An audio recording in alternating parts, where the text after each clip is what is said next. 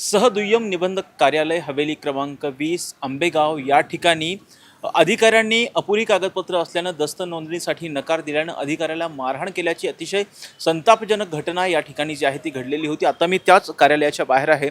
माझ्या मागे जर तुम्ही पाहिलं तर हे सहनिबंधक कार्यालय आहे हवेली क्रमांक 20 पुणे शहरामधलं आंबेगाव परिसरामधलं।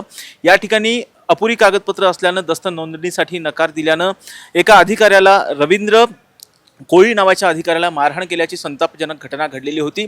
या प्रकरणामध्ये आंबेगाव पोलीस स्थानकामध्ये आरोपींच्या विरोधात 307 कलमांतर्गत गुन्हा दाखल करण्यात आला आहे। जे मुख्य 3 आरोपी आहेत ते तिन्ही आरोपी सध्या फरार आहेत। या घटनेच्या निषेधार्थ 20 तारखेला राज्यभरामध्ये काम बंद आंदोलन कर्मचारी संघटनाच्या वतीने पुकारलेलं होतं।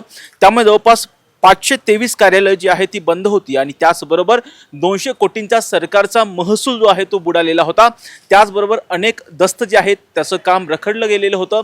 सध्या ह्याच कार्यालयामध्ये जर पाहिलं तर आतमध्ये जर तुम्ही पाहिलं तर या कार्यालयामध्ये सध्या अंतर्गत कामकाज सध्या सुरू आहे, परंतु दस्त नोंदणी अद्यापही जी आहे या घटनेच्या निषेधार्थ जी आहे ती बंद ठेवण्यात आलेली आहे।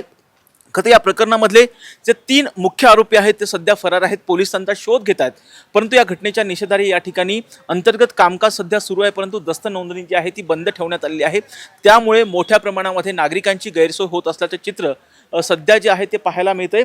खरं अशा पद्धतीच्या घटनेचा निषेध जे आहे ते कर्मचारी संघटनांच्या वतीने करण्यात आलेला आहे।